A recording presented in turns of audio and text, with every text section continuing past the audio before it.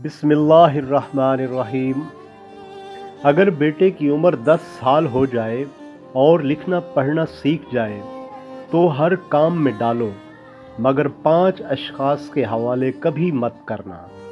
Number 1، کفن فروش کے حوالے مت کرنا، کیونکہ کفن فروش امت کی موت کی دعا کرتا ہے۔ سنار کے حوالے مت کرنا، کیونکہ سنار دھوکہ دہی سے پرہیز نہیں کرتا۔ قصاب کے حوالے مت کرنا، کیونکہ اس کے دل سے رحم دلی ختم ہو جاتی ہے۔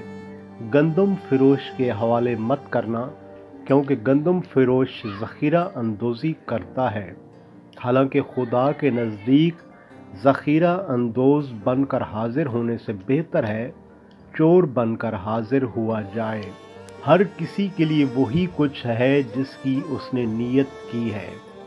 روٹی کی عزت کرو، کیونکہ اللہ تعالیٰ نے اس کو عزت دی ہے۔ جو ظالم کی مدد کرے گا، اللہ تعالیٰ اسی ظالم کو اس پر مسلط کر دے گا۔